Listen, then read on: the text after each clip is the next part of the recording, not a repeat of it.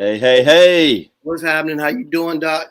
I'm doing well, my friend. Welcome everyone to Religiously Incorrect Podcast. Yes, It sir. is Sunday, October 25th. And We this are is on not episode 3 million. episode pi 3.14 improper fraction. Carry the one. Right. K1, what's happening? Good evening, black peoples, white peoples, everybody in between. Hey, I hope all y'all peoples who watching, who getting on, jumping on, I hope y'all jump to them polls today. Listen, souls to the polls. Yes. I'll be so glad when this is over. You know what, Jeff? I'll be honest. I am disappointed. I really need to see at least 2 really crazy political ads before this election is over. And it could be. It should be, to be Something honest. needs to come. I mean, I need to see like a man wrestling an alligator or something, or just some insanity. I mean, well, I tell you what, it wasn't insanity, but my man Barack put it down up there in Chicago. Was it Chicago? Yeah, the brother wasn't playing. The brother wasn't playing. He's practically preaching now. Yeah, exactly. He's practically preaching now. Hey, so, are you fired up? Right. Are you fired up? I was waiting for him to turn and be like, "Put me in E flat." Organist, put me in E flat. Yes, K1, we got rid of our Boost Mobile internet. Hey, ever since T-Mobile and Sprint, came together, it's been nothing good, man. I'm about to tweet at him, man. I love Jeff tweeting at companies. I love tweeting at companies just to see if they'll answer me. That's hilarious. No, Sister Deb, this is not a red cup. This is a white cup. This is a sanctified cup. I got a red cup. Oh, you got a red cup. Well, Jeff ain't saved. Jeff. Hey, Jeff. These was dollar cake. Listen, before y'all, this is what's in it. Oh, okay. Yeah. You didn't tell us what you poured in there before you showed it to us, though. All right, let's knock this out right quick. The Browns pulled out the win, and so did the Steelers. And both by the hair on our chinny chin. The chinny chin chin. The chinny chin chin. Now, I mean, to be fair, we played a much better team than the Browns played. But I don't think records tell the whole story these days. The Bengals, Joe Burrows looks like he can be pretty good. I hope he doesn't get knocked around too bad early in his career. That always ruins young quarterbacks. Yards as a rookie. That's phenomenal. He's doing his thing. I think Cincinnati got a bright future. But and as a person who absolutely despises and hates Pittsburgh, I am truly impressed with the way y'all playing, man. I did not see it coming. I would have never bet $1 million that y'all would be 6-0. I mean, they coming up with stars I didn't even know existed. I mean, this dude like Deontay Johnson. I'm like, this cat was at my family reunion last summer. I'm like, this cat. He wasn't even like a real Johnson. He just showed up for a plate. You know what I'm saying? And now he's catching touchdown passes. Right. But it is what it is. So go ahead. Who won the World Series? Wasn't that yesterday or something? I don't think anybody won it yet. Are they still playing tonight? They're playing right now. I don't even know who won it. I ain't even gonna lie. Listen, I'll be honest. I haven't watched a lick of baseball since my wife's grandfather died because he was the one that I used to have to go into the house. I remember. Sundays after church. Man, the Steelers is on. This cat sitting there watching the Indians. I'm like, dude. hey, and then you be like, hey, we over grandma's house. Come on, Bob. Nah, you're like, nah. I'm not watching baseball today. I come get a plate. You come to get a plate for grandma. We're not watching baseball or cowboy movies. Man, all the old brothers love them cowboy movies. But yeah, bless his soul. It looks like LA, the Dodgers are up 3-0, but the series is tied, so they got more games to go. Okay. They got more games to go. So, it's good to see everybody. Going to get a couple hellos in. Good to see you, Miss Debbie. Good to see you. So glad that you're in the room. Mary Morgan Hoke. Good to see you. Pastor Tatum Osborne. Good to see you as well. If you're watching, please take the time to share, to like, leave those hearts. Let us know that you're listening and watching. The more you spread the good word of Religiously Incorrect, the more we can continue to spread this influence, because Pastor Jeff and I got something to say. Yes, we do. We need the world to hear it. Can we get Pastor Tatum Osborne on for First Ladies? Yeah, we got to get her on, but she's more than a first lady. She's a co-pastor. I know, and that might be a good. That might be a good. That's what I'm saying for the whole thing. That whole thing. Hey, Pastor Kevin, good to see you. Her husband, Pastor Kevin, is watching as well. Praise God. They're my Berean brothers and sisters, and we're bringing Jeff into the fold. He was planning on coming with us this year, but then COVID happened. But I'm bringing Pastor Jeff into the Berean fold. Let's go. That's it. All right, listen. Tonight's subject is called the Millennial Mindset. Now, Jeff, early on in our show, we actually talked a little bit about church style transition, and we were just kind of confining it to church culture. Right. We were talking about, how the younger generation comes up, views things different, sees things different. You've talked about your daughter. She's in her 20s, how expectations are different, how generations are trying to cross over. But we don't want to confine this just to religion or church. But I think it would be good to not talk about millennials, but talk with a millennial. Talk to one, yes. So, hey, Kelvin Parks and Sarha, thank you for watching, Sarah. Appreciate you. Sarah, I'm sorry, I almost said your name wrong. Thank you for watching. So we found a millennial, and I think he's an excellent young man, doing great things in our community. He's the grandson of one of my favorite people in the world, Mr. Frederick Harris. If you want a history lesson that you didn't ask for, you know exactly where the line. Listen, is. Hey, stop right there. He knows. Yes. He be like, I know who put that brick up. I did that, and then I was there. And what I love is, we still have elders with us who know not just like American Black history, but like right up the street from us history. You know what I'm saying?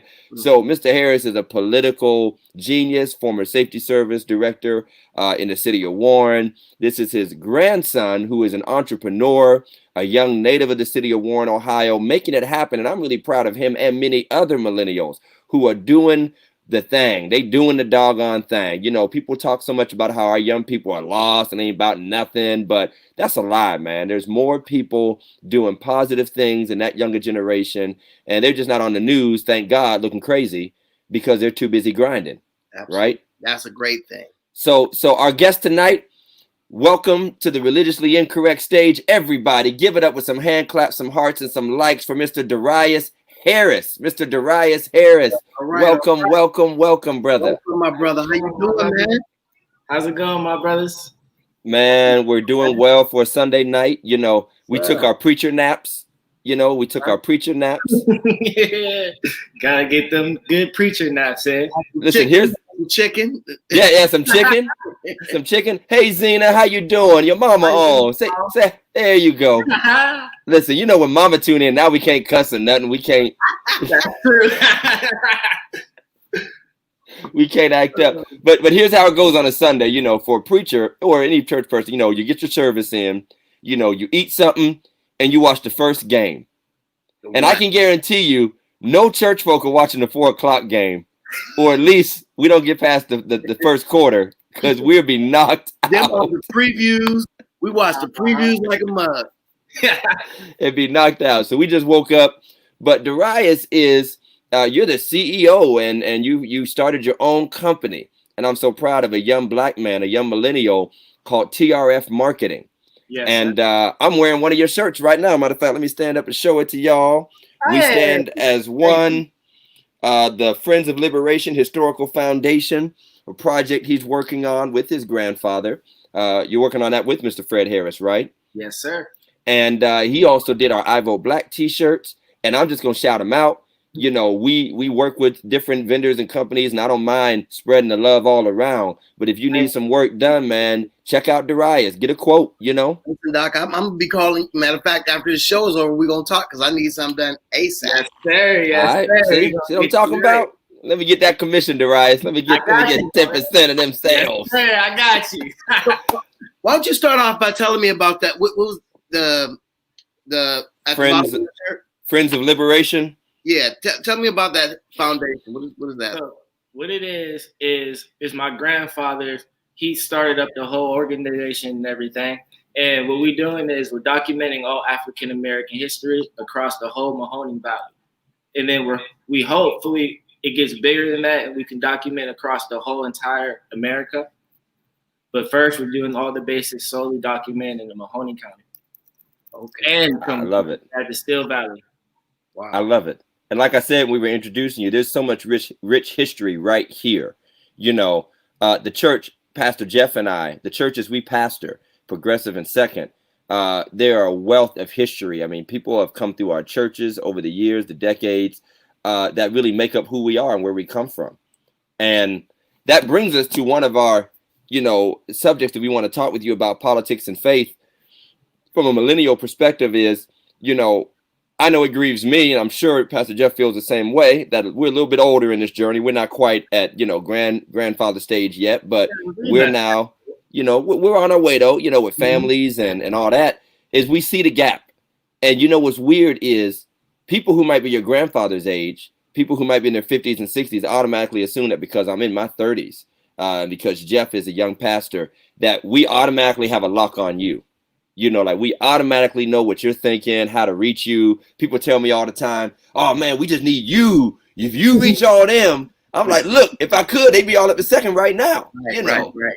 We get some, but we miss a lot. So I want to start, because it's political season, starting from this crazy race that we're in right now, from the debates, from the president we have to the president that the candidate the Democrats have chosen to be a part of this. How do you think millennials are viewing this political race right now? Well, to be honest, right now, you got a vast majority of millennials that really don't even care. And then you got this small bunch right here that's trying to get that push for the other half, just so we all can come together, so we all can at least vote or at least come together to plan to at least get into politics and see a little bit more like what can this set of group do to help the big bunch. And right now, it's just hard trying to get the big mass to actually get inside there, to actually do their due diligence and do the voting, to actually do their research and stuff like that. But for the small bunch that's actually doing their due diligence, doing their research and they're pushing and all that, they're actually in there, like in the game, they actually doing their job. But it's just hard getting the other half to do due diligence. But what exactly is the pushback? Now, I mean, I can recall being your age, and I can recall saying myself, or vote don't matter. Not, I mean, out of ignorance, not out of knowledge, knowing. Just, I felt like, the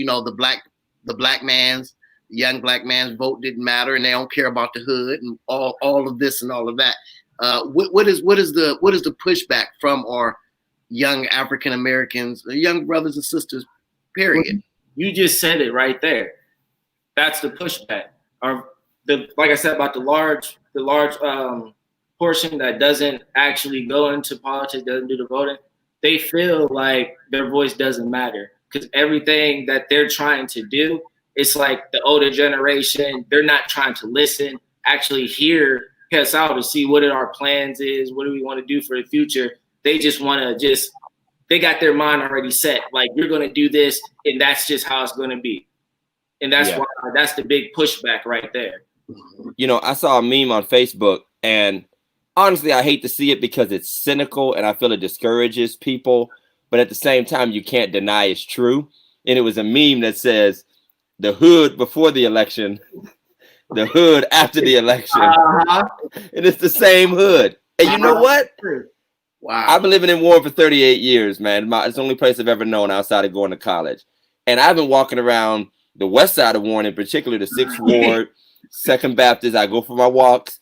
I'll be honest, the Highland Terrace ain't changed before Obama, after Obama, Trump, before Trump, after Trump. 4th Street, 3rd Street, 2nd Street, you know, besides just the natural decline, you know, more families moving away or whatever. It's not like anybody.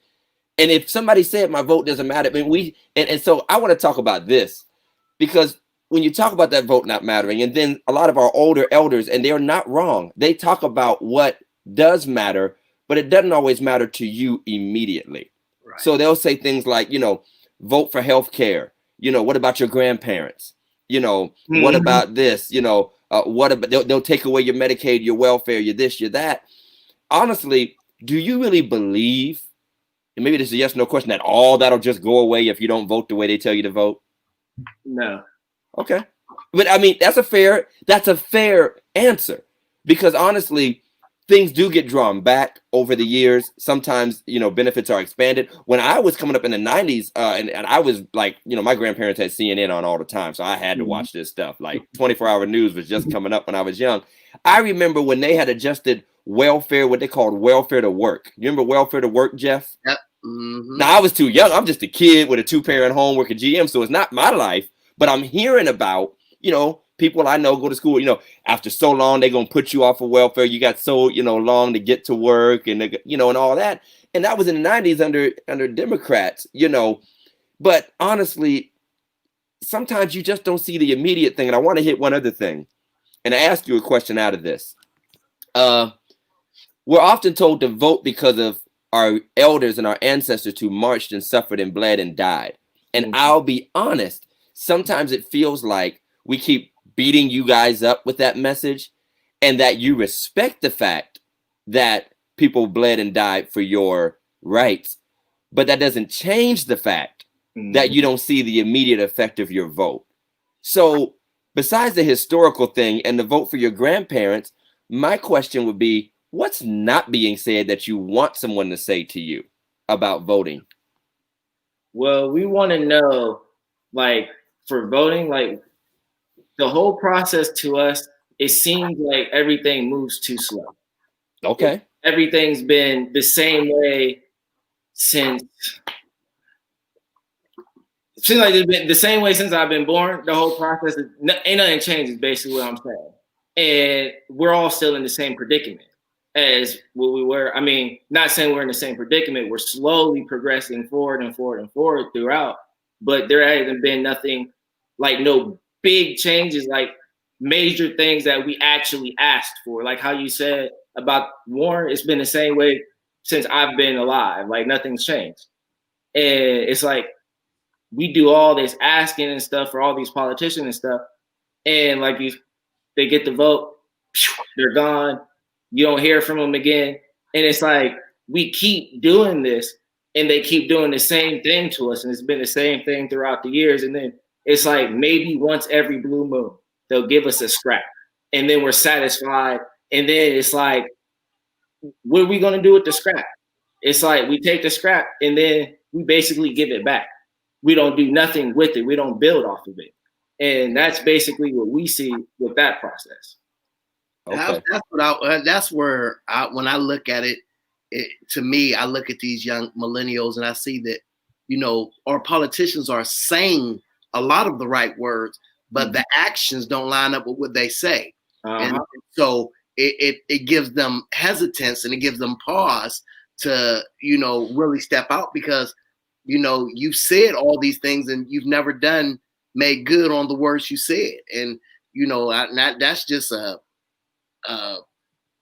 genuine thing throughout. You know, somebody continues to tell you something and they're not doing what they're telling you they're going to do, and which we know that's politics. You know, to put stuff out there to make you feel like you're going to be that, they're going to be that guy. Yeah, I agree. And I think that part of it is they're not always doing it to us. Like they intended to like lie to get in office. Right, and then they're like, they go back and like lighting cigars like, you know, I got it. But I think, but I think sometimes politics and the process happens to them.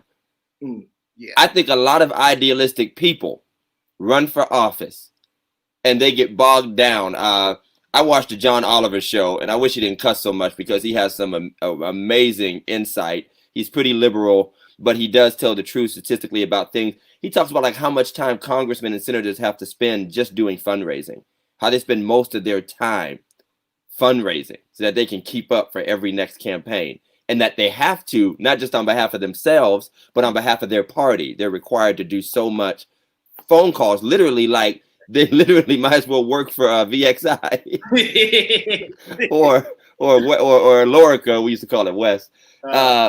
So I agree with you. As a young pastor, I feel exactly what Darius is saying.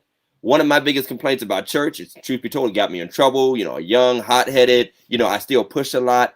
The honest fact is, this world has started moving very, very fast, and some elements of this world are still not moving fast enough to match the pace of how this world is moving.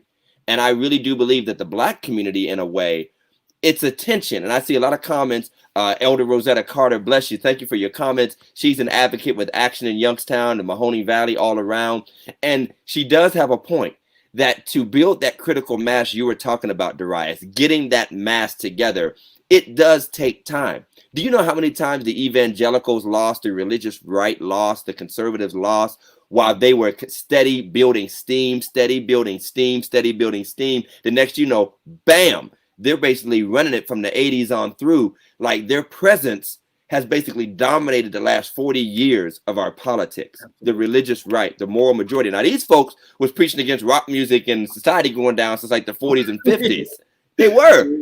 I mean, like Chuck Berry was sending everybody to hell, and Let's just be honest for a second, Todd, because a lot of times I think us as minorities, we're talking Democrats not holding steadfast to their promises.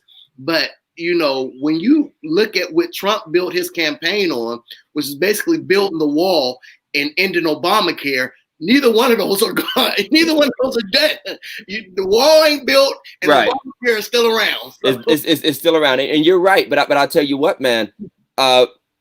He has a mass behind him that will support the things that he does, even if it's not even in their best interest. Right. And I want to talk about this because this hits a generational thing. This is where I can pick on your generation sometimes. I was sitting at a football game with Mr. Sonny Morgan, the wonderful Mr. Sonny Morgan, one of Jeff's members, one of the hardest working activists in our area. At 80-something, was it 84, 85 years old? This brother is moving better than us. And I was sitting next to him at a Harding game, long story short, and he was getting more and more upset at how the young people were behaving on the field, like after every play, like every celebration. And he was right, because sometimes they would get like, delay of game penalties or not be set in their place, because every tackle, you got to get up and mug and flex and do all this stuff. And I started to think about that. That sometimes one facet of Black culture, and especially young Black culture, is we spend so much time celebrating that we don't spend time grinding. And I think that was a part of our Obama issue. We're sitting here in 2020 talking about what he didn't do, but many people will tell you what we didn't expect him or push him to do, because we were so happy to have a Black man in office, worried about having a Black man in office, talking about the historical nature of it, buying plates and making, commemorative posters. And we done added Obama to the Malcolm X and Martin Luther King painting. And we spent so much time doing that often we might celebrate getting Trump out if we vote him out so long that we don't get to work on what we expect from Biden and Harris. Absolutely. And I think that's a big part of our generation, your generation, the younger ones. It's like sometimes it's more about the party and I want to see it right now. I want to talk about this. But it's like, what work will we do in between the elections? And what do you think about that? I think you're right, because a lot with my generation, from what I see, because I can't really speak on a lot, because I know I try to separate myself from the masses. And what I see is a lot, they don't like the work process. I feel you. And that's all it is that work process. And that's what a lot of the millennials, they need to work on. Even me, myself, because at times, the work process, we always like seeing the end result, and that end result, that image and that feeling, it's right. we forget about the whole work process. Or in order to get to there, you got to work to get there. And that's all it is. And politics is the same way. You have to lobby, call, pressure, push, be in people's faces. And I would say this is a prime time to understand that, you know, there's been some quotes. We don't always attribute quotes to the right people, but, you know, we have no permanent friends, no permanent enemies, only permanent interests. Right. What is your interest? And, you know, I have some Democrat allies. I have some Republican allies. I have some Democrat friends who are upset that I associate with some Republican politicians and interests. And of course, Republicans would love for me to just totally detach from Democrats. How do you look at the two-party system, Darius? How do young people, millennials, look at the Democrat? Is it really like choosing between two devils for y'all? Not really. We're just on the side who is for us. I feel you. So it's like, it don't really matter if you're a Democrat or Republican. Because me, myself, personally, whoever does the most for Black people, that's the side that I'm on. And everybody else is just, what if you're on our side, if you can do the best, benefit best for us, we're going to rock with you. We're all the way with you. We're going to make sure you're the guy that's going to basically push the agenda. Right. I love it, man. So would you support the Republicans and vote Republican if they had a plan for reparations for Black people? Of course. The Blacks they used to be Republicans all the way. Mm-hmm. Yeah, we need to get back to that.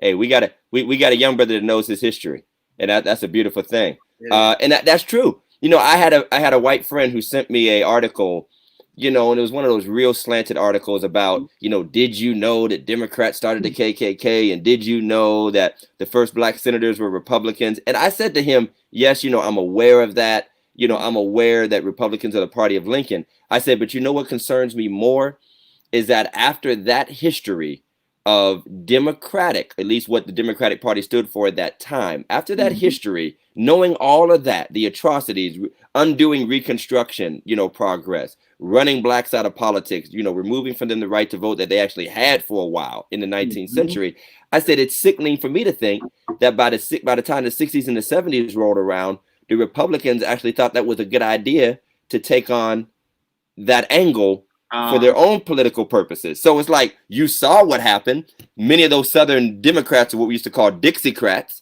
Like Strom Thurmond was a Democrat at first, right? Strom Thurmond was a Democrat. Then he's like more of a Dixiecrat, the Southern Democrats. Then by the time you get to the late 60s, 70s, and 80s, they've switched over to Republicans. So I'm sitting here like, well, they got on this law and order, war on drugs, you know, prison, you know, pipeline kind of stuff. And that dog whistle politics, that moral politics, that Black criminal is going to get out of jail and kill your daughter and all that stuff. They picked up knowing history. Right. They literally said, hey, we'll take the racist baton from the Democrats. And, you know, and so I think it's true that I think a younger generation is going to have to be very bold with our elders, who the generation they know is the generation of Blacks always aligning with Democrats. And I think Pastor Tatum Osborne said a great thing. I want to make sort of a conversation piece and kind of go to the next part, is that we need to stop being on anybody else's side and start being on our side.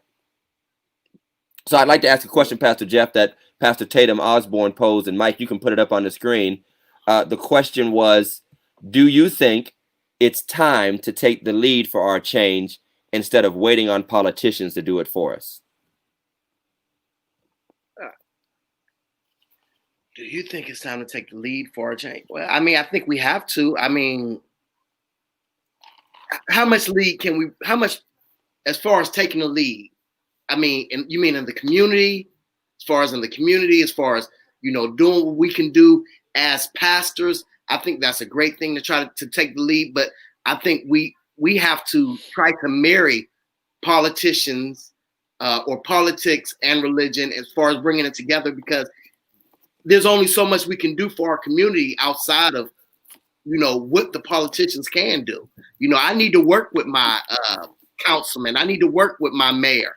I need to work with those who have that authority to make these changes, to install this the police brutality and all that stuff and all the laws that need to be done. I think we need to marry those things. And I think that's one of the things that's not happening is that our churches are not working with these politicians. We don't know them.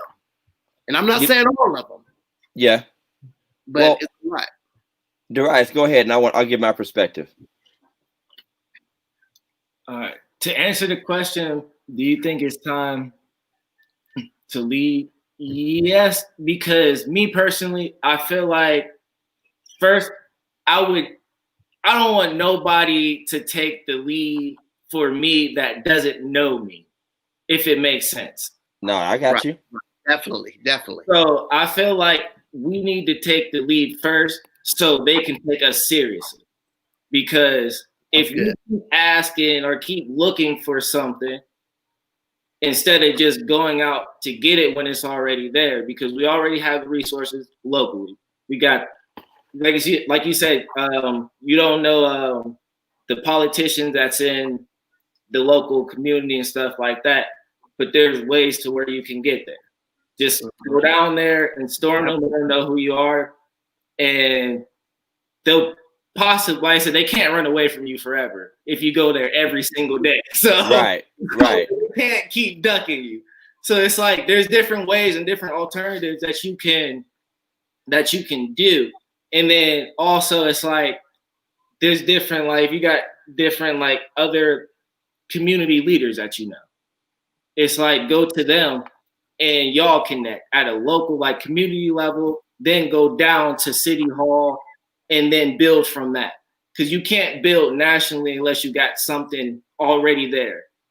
Right. So it's like you got to build from the bottom up is basically what I'm saying. I feel you. I would like to slightly not disagree, but add on to what Pastor Jeff was talking about with the marriage between the church, in particular the Black church, and politics. I think we've done enough of that, but not always to the right effect. We've allowed them to come in, give their little speeches, kiss our babies, take pictures with church mothers in their big hats and say, I'm all about faith. I think that there's a key part to the mix for Black empowerment, for community empowerment, for the hood that we keep leaving out, especially as pastors who are a part of this conversation, and people automatically make us leaders, even though many of us are not civically minded leaders. Now, we know a lot about what's going on because our members tell us, but all of us don't know how to operate in all of those spaces.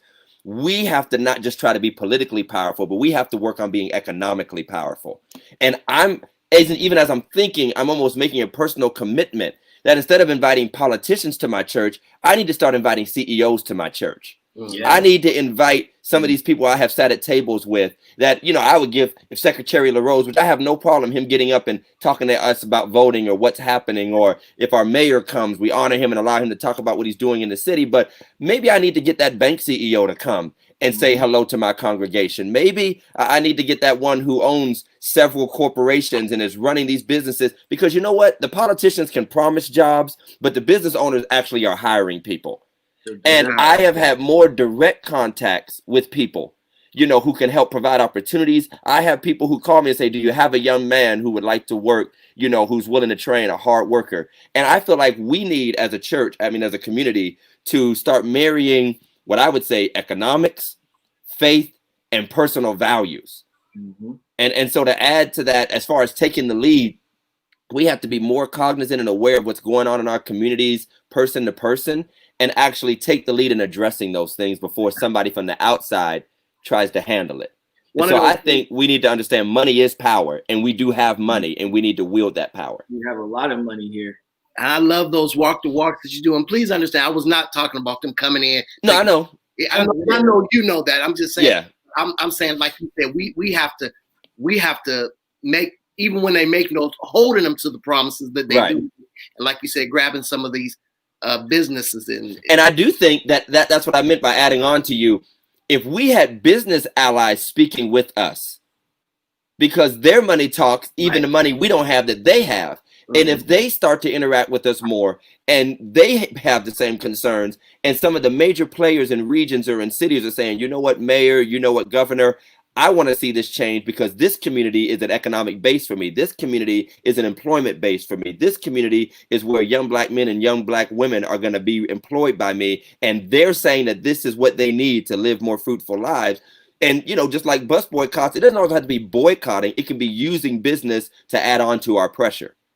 Absolutely. Because our voices, let's be honest, we're 13% of the population in the United States of America. We often talk black, but it's not like we're a majority population.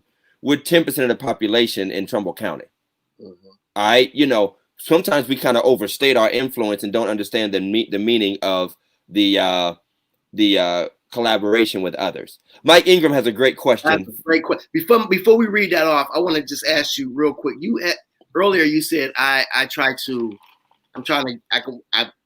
we went so many different places, but you said you try to distance yourself from the crowd or something like that. I can't remember your exact wording, but can you just talk on that for a second? What did you mean by that?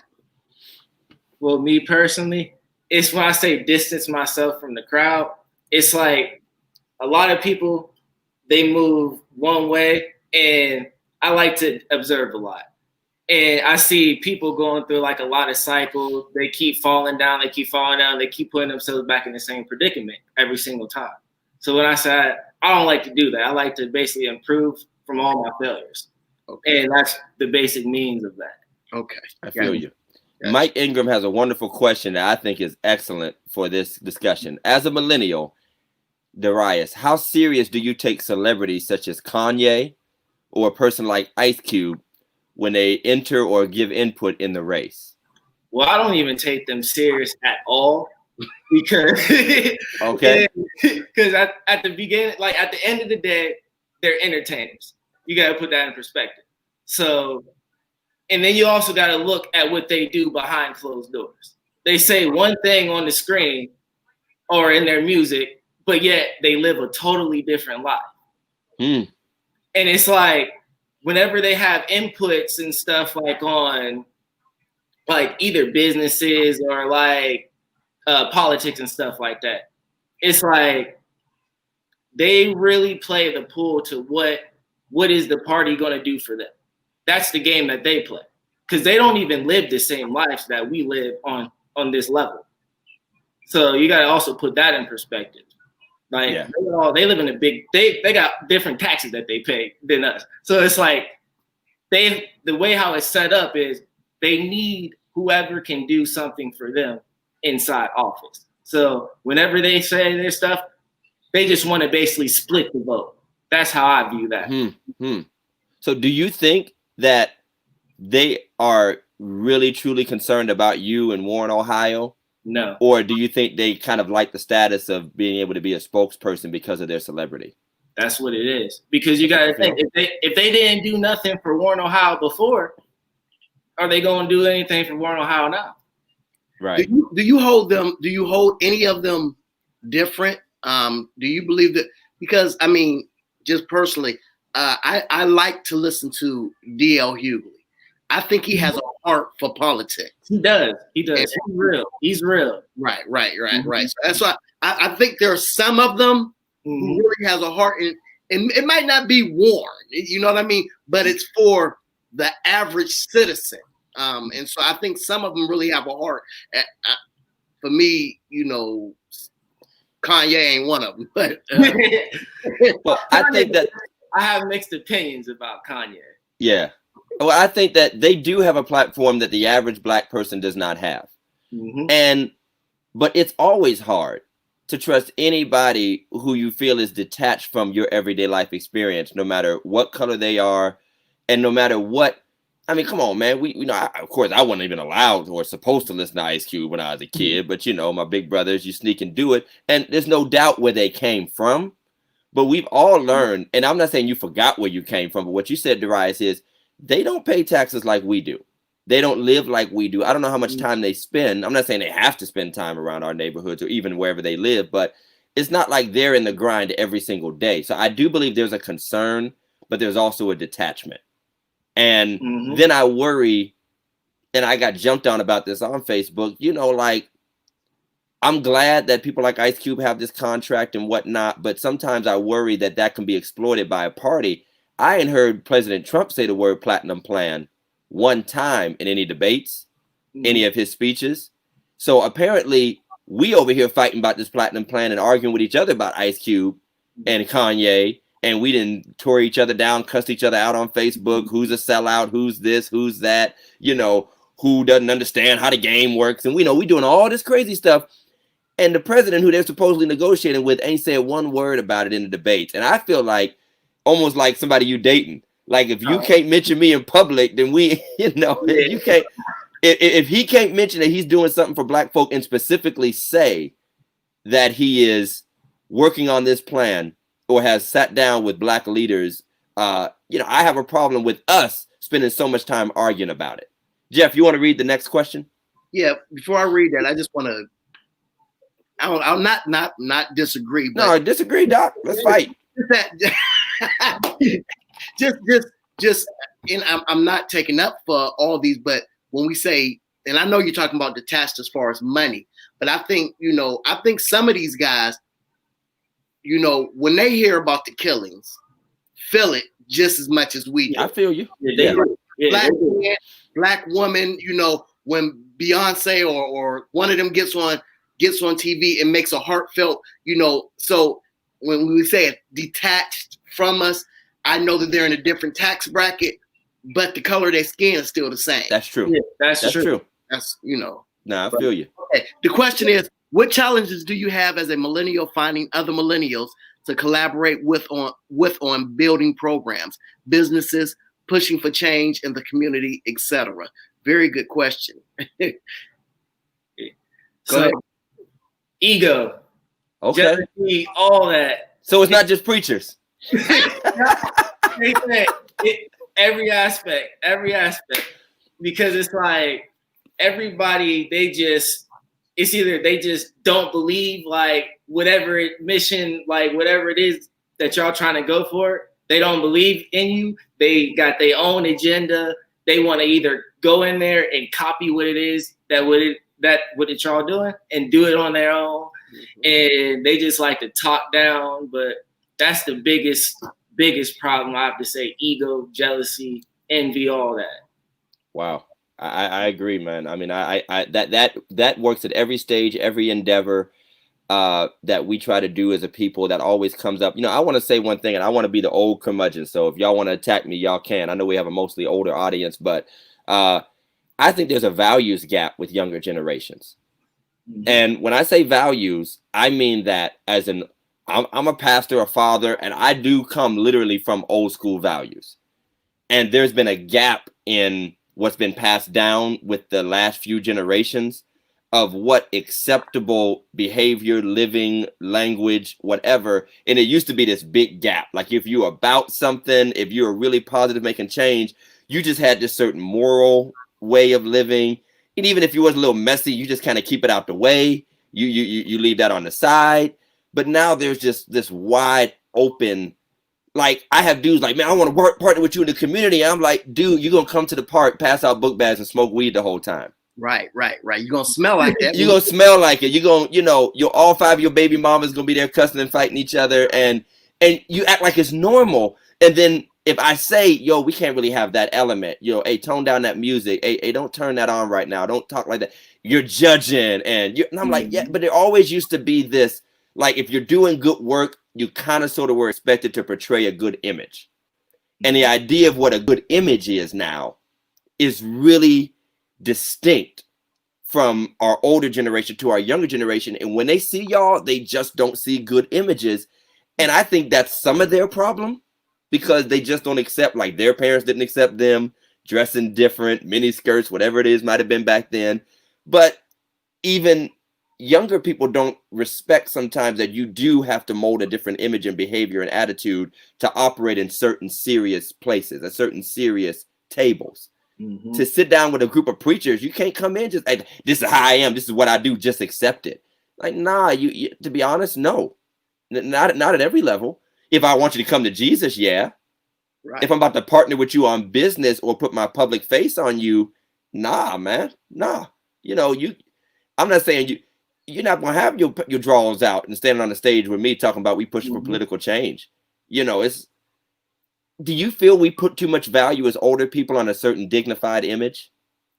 Personally, I feel like on some things, yes, Okay. But I realized on most things, you guys need to have the value on those. Like how you said, you can't have nobody with they busting the sag, basically talking about politics and stuff like that.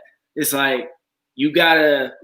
Most of our generation, I feel like they don't understand that yet.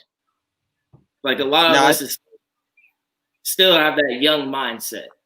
Now, I do think we can be too image conscious because as Black people, we always felt like we had to go the extra mile to look like we belong.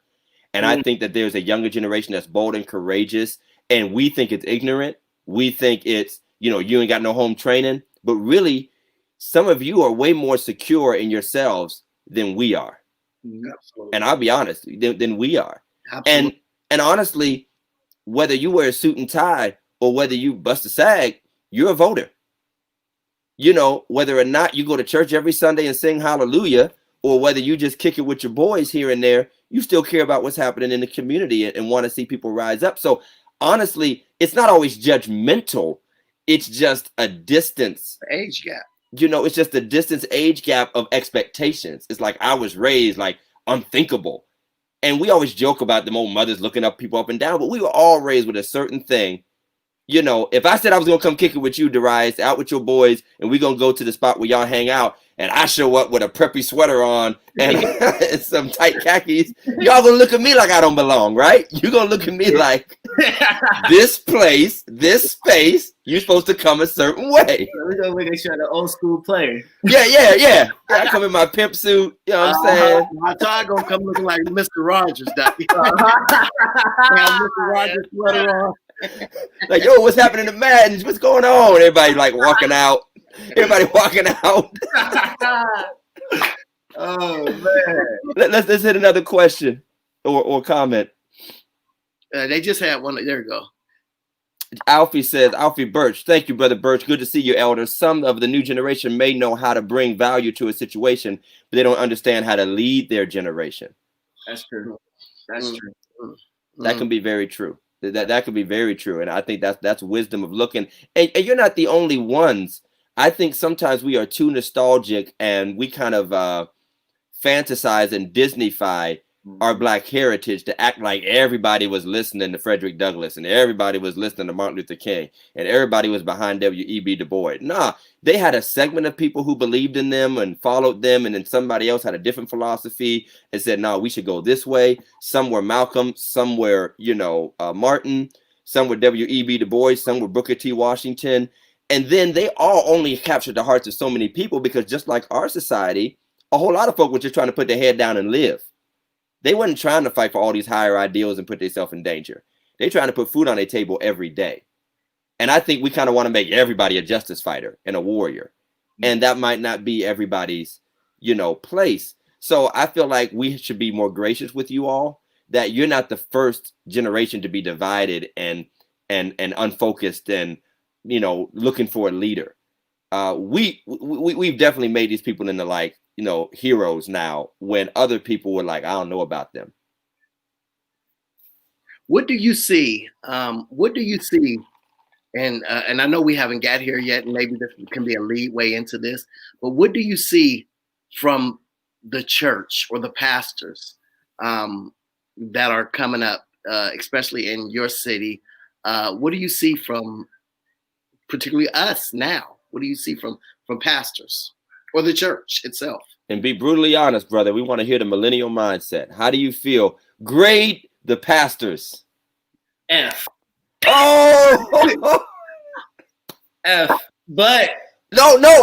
Hey, the upcoming pastors. Explain your no. Start with the F. Start with the F. Explain your grade. Explain this grade. Come on, break it down. Like how I said, just like the politicians, I gotta look at the community.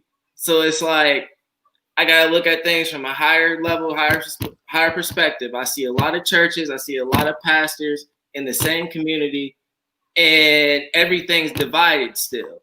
You got ain't no reason for real to have 10 churches in one community when for real you can have all the pastors come together, y'all get one big mega church and have the whole community go there. Then y'all know the community.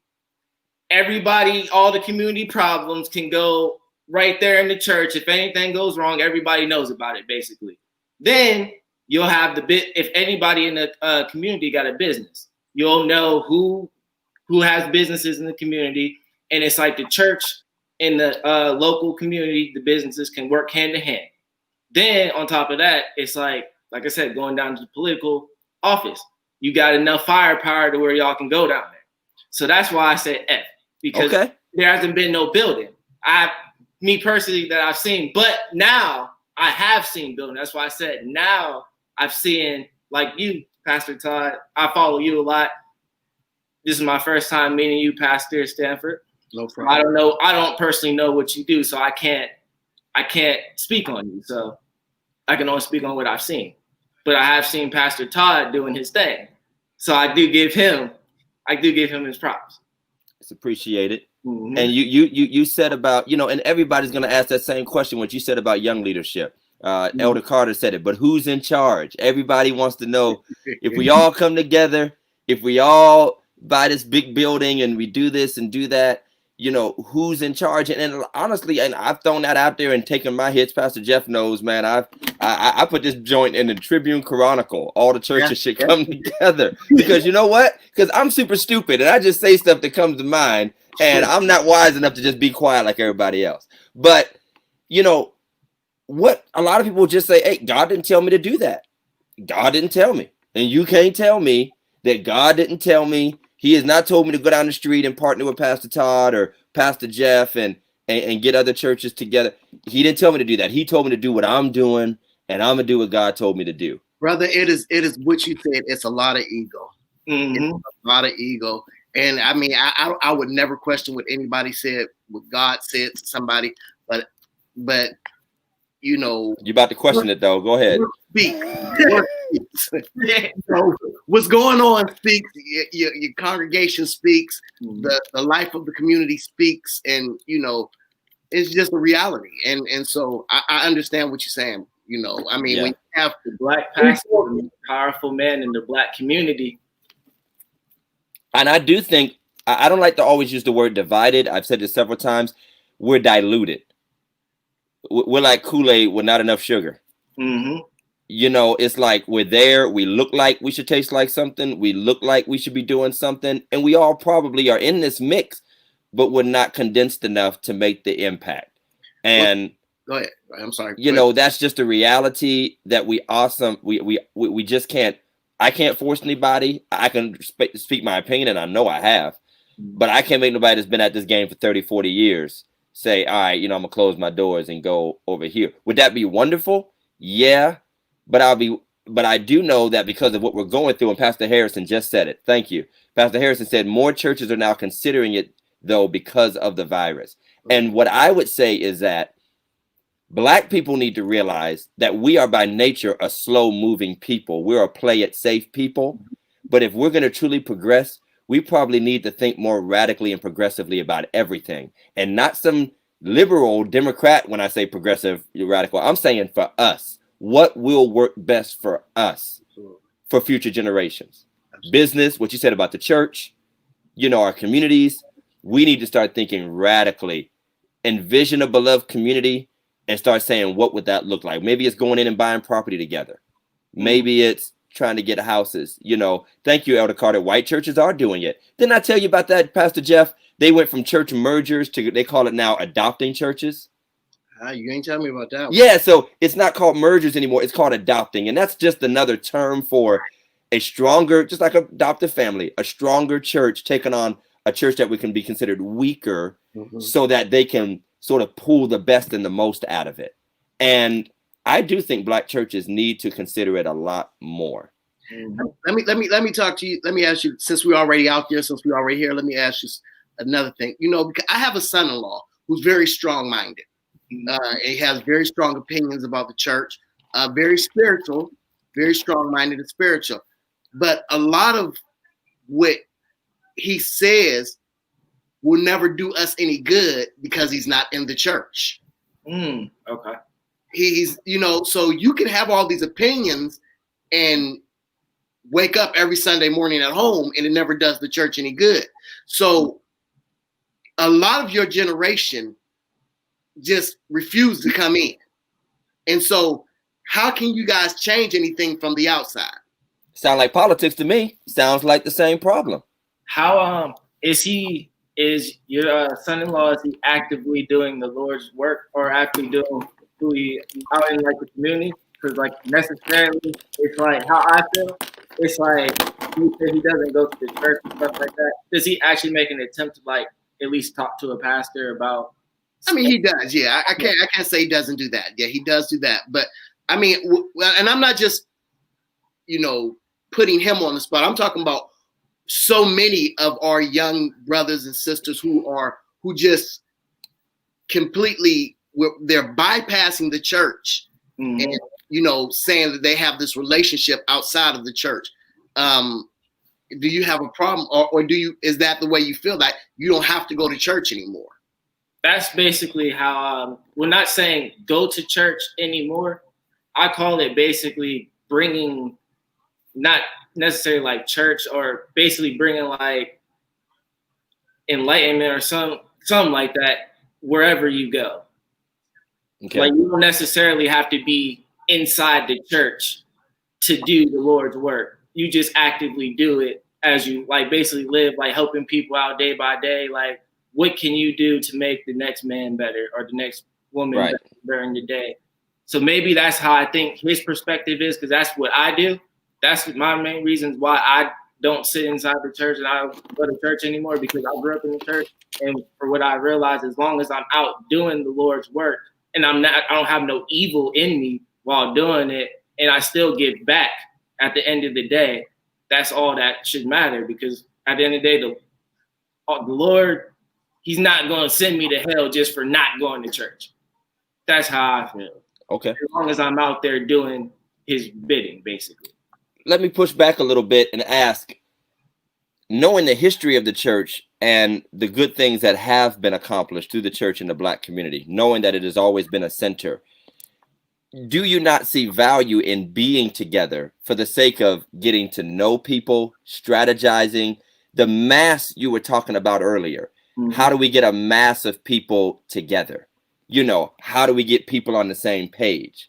How do we get people? For Black communities, the church was often that central place. Mm-hmm. Most of the business owners, most of the, influential people were always connected to the Black church. In fact, Second was one of those churches. Just to be honest, Second was one of those churches. You want a lawyer? I can introduce you to one at Second. You want a business owner? I can introduce you to one at Second. You want a doctor? I can introduce you one at Second. You want a politician? I can introduce. And so it's like, it almost sounds like the same political argument. Mm-hmm. There's this defeatist attitude about what isn't being done and what hasn't been done and what I can do on my own, while we are denying the power of the mass. We're denying the power of being in the same room. I talked to you about this a while back, about those young Black men who need a good example. And we were like, we need mentors out here. I'm like, come to church. Let me introduce you. And yes, I could try to find, I feel like it's scattershot. It's like buckshot when you try to say, oh, just find me a mentor. Well, if you are walking in a building that just happens to have a gathering at least once a week, where you are going to run into a mentor if you just show up. Mm-hmm. It's like saying, go find me a banana when there's a store down the street full of bananas every single day. And that's what I feel like generations are always saying.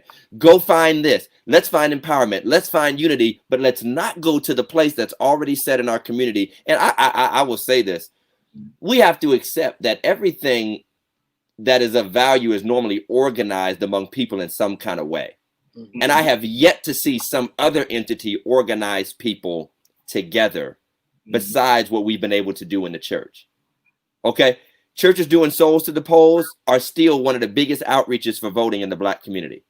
No other entity has built up a mass of people. No other entity is talking to as many people at one time as a pastor is. Can you just take me, for instance, just me, for instance, I'm getting up talking every Sunday. On a regular Sunday, I'd be talking to several hundred people before COVID. Now I'm talking to hundreds and probably thousands by the time the week is up on Facebook. Can you name me another Black leader in the city of Warren or Trumbull County who's talking to that many people at one time? So I just feel like we are missing out that for Black people, church was always spiritual and cultural. Right. It is the collaborative. It doesn't have to be the be all end all, because out of the church came organizations that are not necessarily a church, but you had your NAACPs, your A. Philip Randolphs, your community volunteer councils, your soup kitchens, your food, food and clothing and all that stuff. But it usually starts, every major Black group in Warren was started by old church folk. It was. Mm-hmm. I can run down the line. And they're still run by folk usually who go to church. So I'm just saying, I feel like we're missing out on the inherent collaborative nature of the Black church, even if we're still wrestling with what we believe in our faith, because I believe that's what church is for. Now, I would say, and maybe we can jump into this, we have to be more willing to tackle hard questions you bring to the church and not try to run you out when you have doubts about God and the word and the traditions that we preach. But I don't think, and it's just like voting. I can't say nothing will change if I don't work on something to change. Right. And I'll be honest. I mean this with all my heart, and I hope my Second Baptist members don't get scared. If 50 millennials join my church, and I mean actually join the church, started coming, give a couple dollars every week, every time we have a vote about should we do this, and y'all vote, you would change everything the church does. Absolutely. So we talk about 5,000 folk changing what the city does. Like 25 young folk could change what a whole church does. So y'all be like, y'all be up there in all them robes. Y'all could vote the robes out if you wanted to. I mean, I'm not trying to scare my members, but I'm just saying, because I know some of my members going to call me tomorrow and say, what you trying to do? What I hear you say on the book face. Somebody call, what'd you say on the Insta face? But I mean it. If 25 young people join Second Baptist right now, and I'm just saying it as an example, and oh man, I don't want to come up with no stuff. And we decided, like, do we have to vote on, what we're going to spend money on? Are we going to spend money on a $10,000 cross, or are we going to give $10,000 to help, 3 people start a business? If y'all were a part of that and in the room with us, you could change where that $10,000 goes. But as long as you're out of the room, this big entity, and let's be honest, it's not as much money as y'all think, but it is some money moving in the church. It's not as much as y'all think. Y'all be looking at TD Jakes. Trust me, that is not Warren churches. But I'm saying, I feel like there's a common theme. And that theme is individualism that denies the power of the collective. Mm-hmm. And you're like, I'm out doing the Lord's work. And I'm like, but dude, if I can get 5 of you together and we strategize on how to do the Lord's work together, we could flip the 6th ward upside down. You know what I mean? So that's just me as a pastor. Yeah. So I feel, go ahead. When we speak on millennials in churches, what outside of just, you having a problem with, the churches not coming together, what is the problem with church for millennials? And not just for you, but I know you have great friends and great people around. What would you say is the biggest problem for us even getting millennials to come back? Get millennials to come back? Ooh, I would have to say do better with the communities. Actually show the millennials that you're actually actively like doing something beneficial for the communities. Like, and then also like if the millennial has like any like businesses that they have that needs like either referrals or if it's beneficial to you guys, actually like buy their products or something, like basically do business with them. Because a lot of millennials face the fact it's like some of them they'll be told to go to the churches to do like businesses and stuff with them. Right. And they're always told one thing, oh, this product's too much, this product's too much. And then the issue is it's like some of the people, it's like their aunts, their uncles, their grandmas, their grandpas, their mothers, their fathers, like the whole family, like they all deep. Like most of them know, like, oh yeah, my mom made me put like $3, $5 in the plate. She putting 10 in the plate. So you know where their money going. So I know where their money going. So it's like most of the millennials like, okay, my family is contributing to the church, and the church is supposed to build but they're not helping us build, and they're just basically taking everything from us. All right, so let me be honest with you. I'm a 38-year-old pastor in the city of Warren. I'm the youngest pastor by far in the city of Warren. Jeff has come and closed that gap. You know, I mean, he's definitely younger than most of the pastors in the city as well. But I'm, you know, by far, I've always been the youngest.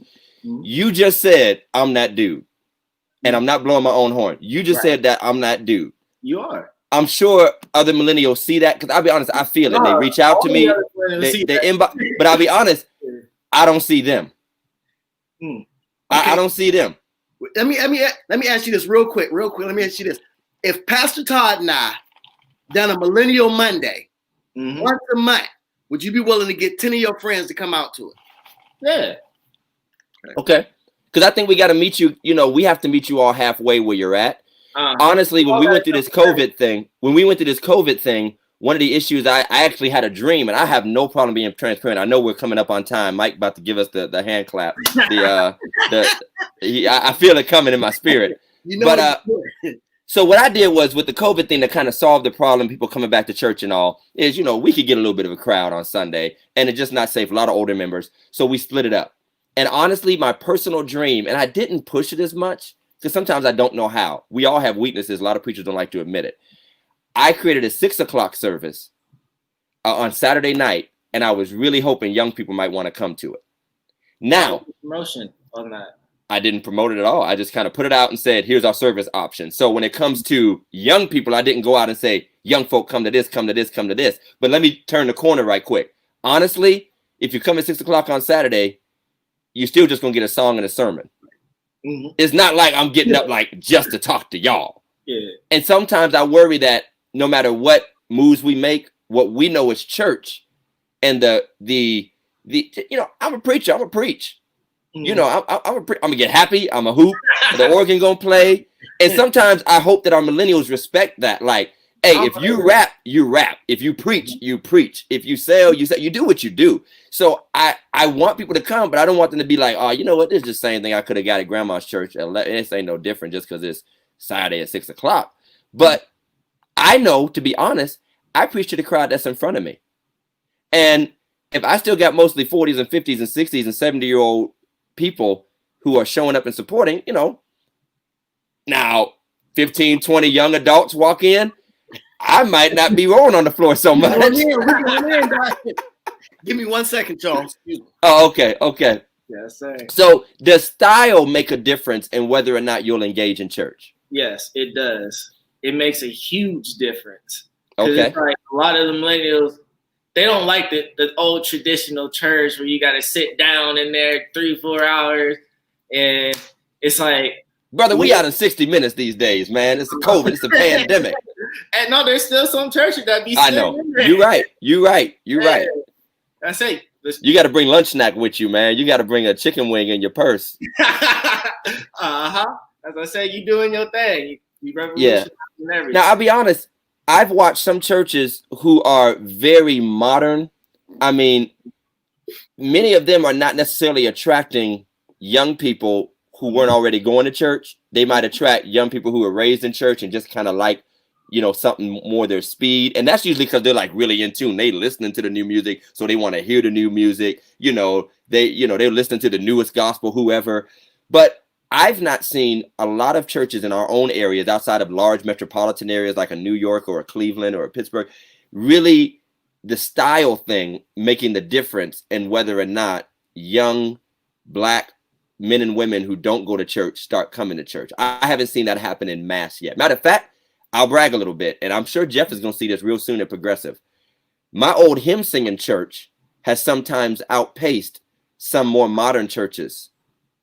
Because honestly, I do believe it's the message at the end of the day. Like, know, that's what I was going to say. Sometimes it's the message. Like, the music might catch your ear, catch your eye. You really feel the presence of God, or you feel love, or you feel you're moved by worship or the singing or what have you. But at the end of the day, something's got to be said that touches you. Touches you. Mm-hmm. And do you feel like preachers are preaching to touch you, Darius?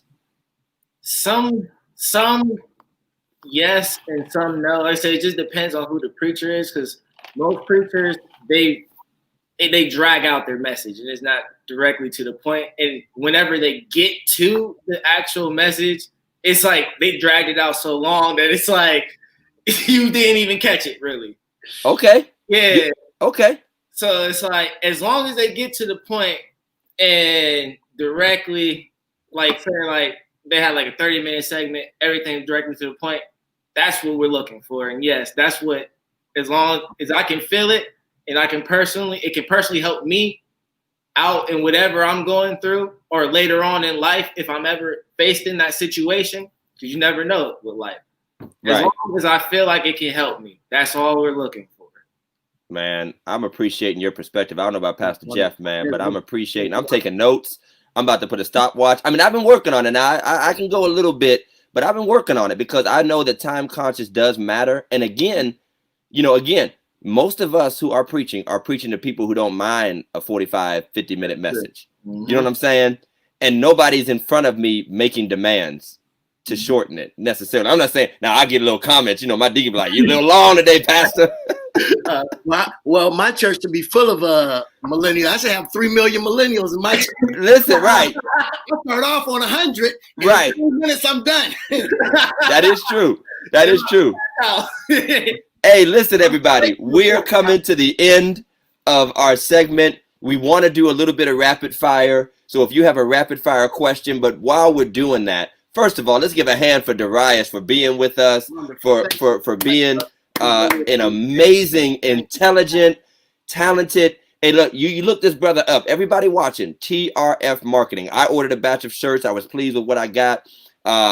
Check out what he and his grandfather, Mr. Fred Harris, are doing with the Friends of Liberation Historical, Foundation. I almost said society. Foundation to collect stories of African Americans, of Black folk in the Mahoning Valley. And we thank you for your perspective on politics, faith, life. We want to take your rapid fire questions. And we're going to really make it rapid fire, give each other 30 seconds to answer these questions. I got one. I know Big Mike probably has one because he's always trying to trip us up. But I want to say this, and I know Pastor Jeff stands with me because we're boys. And we stand with each other. He gives me great ideas. I give him great ideas. And you know what? If people think we're two peas in a pod, that's because we are. It really is because we are. And I think we both have a concern. And I want to say this. I think every pastor has a concern about young people. I have seen many, many pastors' hearts. And they really do have a concern. Everybody doesn't always know how to reach. And again, many people focus on who's in front of them. And who's in front of them is who's in front of them. But I want to make a commitment tonight, and I know Pastor Jeff is, that even though our churches, we both pastor older churches, Baptist churches, traditional churches, we want to make a real press to reach to young generations. And we're going to push that Millennial Monday. We're going to push, even to our worship services. And when we see you, I know I'm going to try to think more about you. Yeah. Even when you're coming in, try to think more about you. And not like I'm preaching to you and tell you what you want to hear, but I'm trying to package it in a way that'll impact your life. Mm-hmm. So, Darius, I appreciate what you're telling us because I think you speak for so many who are on this show. So, Big Mike, we're in your hands now. Real quick, Big Mike, before you say it, somebody asked me earlier on the show that I play for Pitch. Now I started for East. If y'all, as a freshman, I started for East. Then I played for Wilson for a couple of years. So I mean, just letting y'all know, still. This cat. If Cleveland want to put me since Chubb, listen. I don't want to come pray for you, man. I don't want to have to come pray for you in the hospital.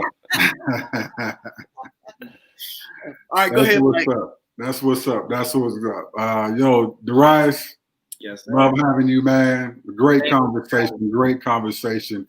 I've been wanting to bridge this gap for a long time, so this was like right on time, man. So I appreciate you coming on. Appreciate you guys for having me. Amen.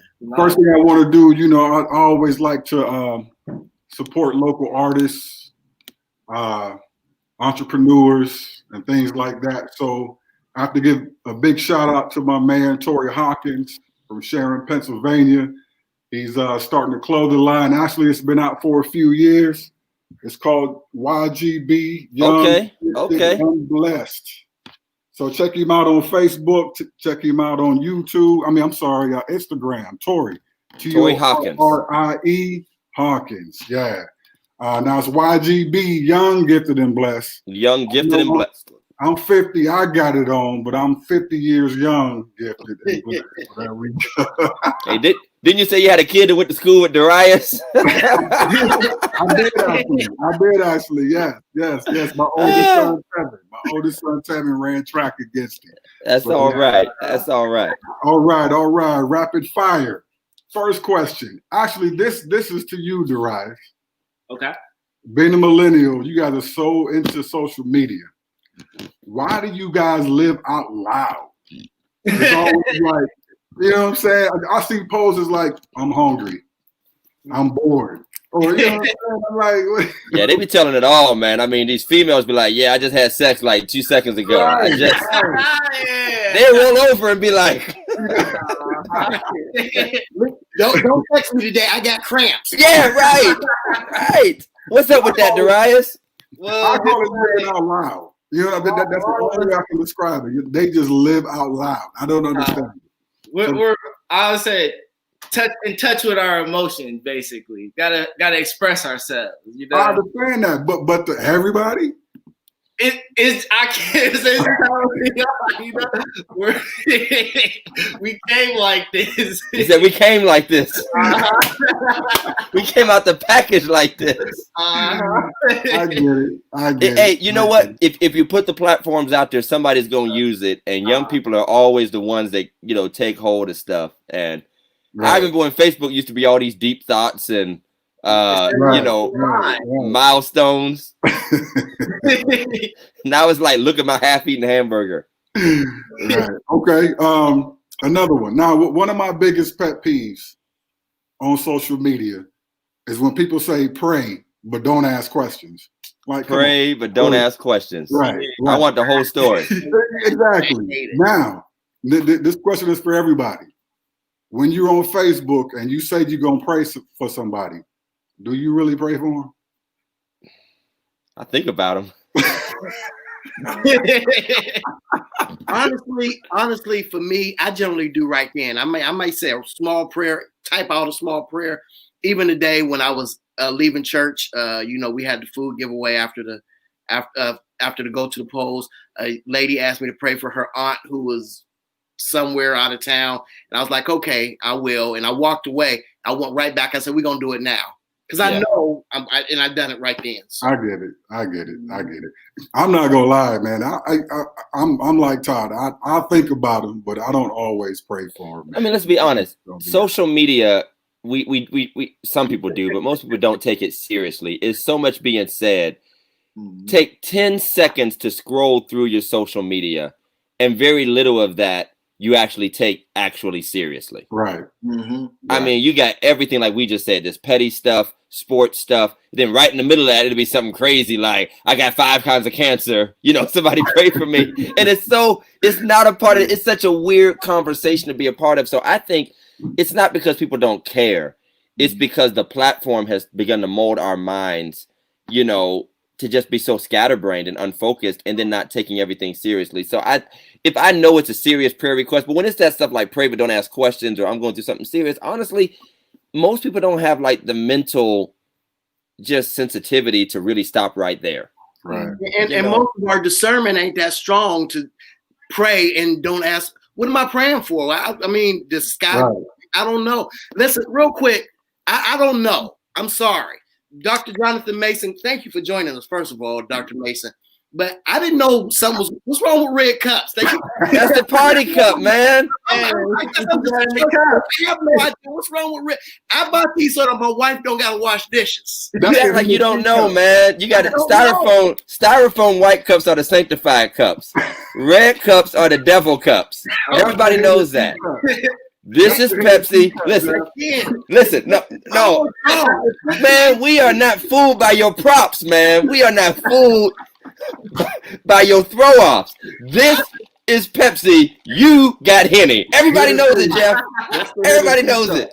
Listen, wait a minute. This coming from the man who I can vividly recall going to church on the first Sunday and getting drunk off our communion. That's because I ain't used to drinking. I didn't know it was real wine. What in the world is going on up here? All right. I gotta come back upstairs. Sorry. I got a rapid fire. I got a rapid fire question, and it goes back to yesterday. And I don't know if you can relate to this yet, Darius, but I'll give it. Have you recently had, and tell us about it recently, I'm getting old moment? Ooh, yeah. Okay, now I'm gonna give you mine.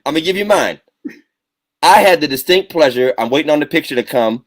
Pastor Harrison's already beat me to it, but yesterday I had the distinct pleasure of meeting and greeting with Senator Kamala Harris in Cleveland Saturday morning with a small group of pastors, very small group of clergy. Because of COVID, you got asked, if I would go up there when she got off the plane, meet, greet, pray, and all that. But I also was looking for a bagger leafer for my riding lawnmower, and I found one in Cleveland the same day. So I was actually more excited about getting the leafer and the bagger.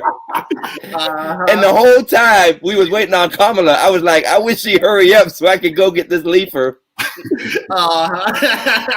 And I said, like, I am my dad. My whole life is surrounded by the yard work now. That's all I care about is yard work. Yeah, that's it. It's basically, I like the feeling of paying my bills. Okay. That's old folk behavior. You feel like you accomplished something when you get all them bills paid, and you. I feel good. Right. What's yours, Jeff? Man, it was last night. My wife wanted me to grab some gas, so she ain't have when to you get start up off with last night and your wife, I got scared because I'm like, here we go again. Jeff. Here we go again with Jeff. All right, go ahead. You're getting gas. Praise God.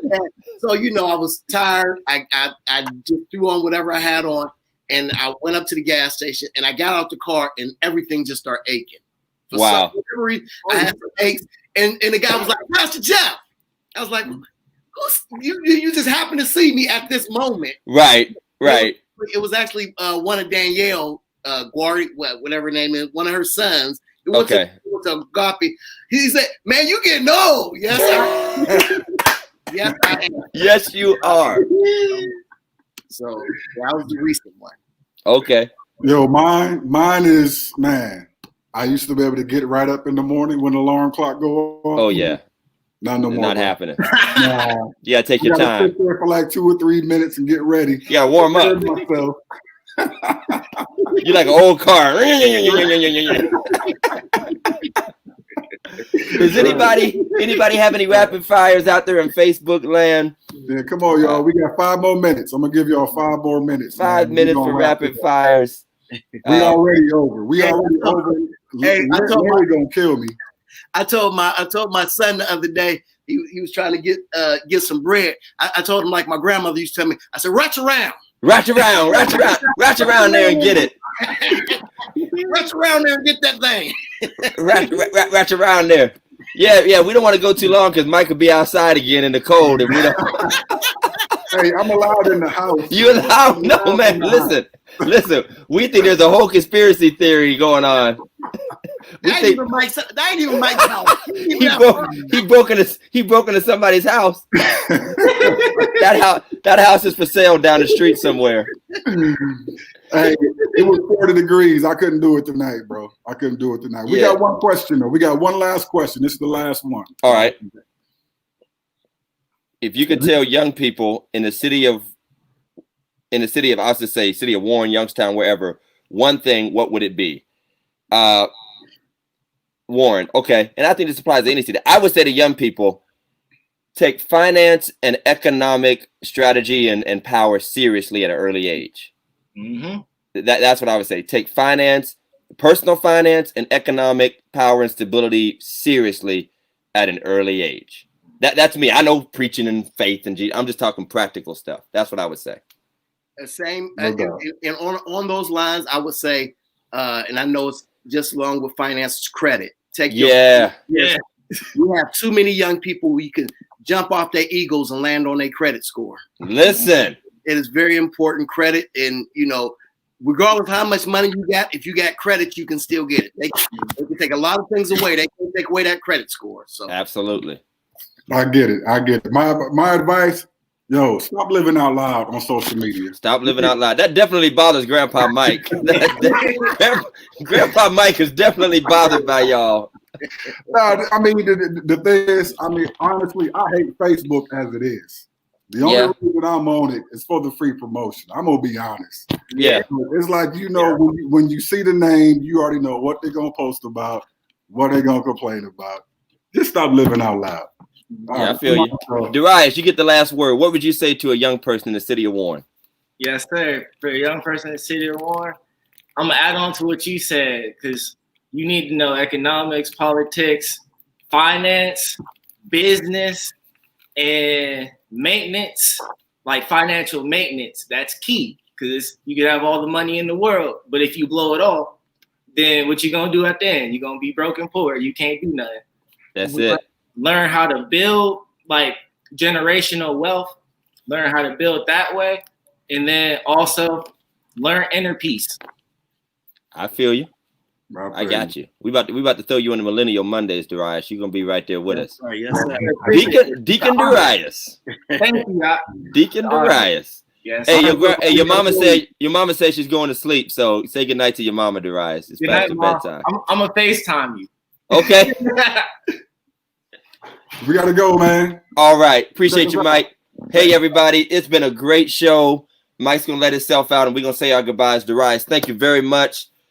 You opened up our eyes. You challenged us. You answered with excellence and intelligence, and we appreciate you. All of the comments. We appreciate that everybody was tuning in. Please like and share this episode, The Millennial Mindset. You will be educated. And Darius, we always say it, we're going to bring you back, man. We're going to continue to collaborate with you. Check out TRF Marketing on Facebook.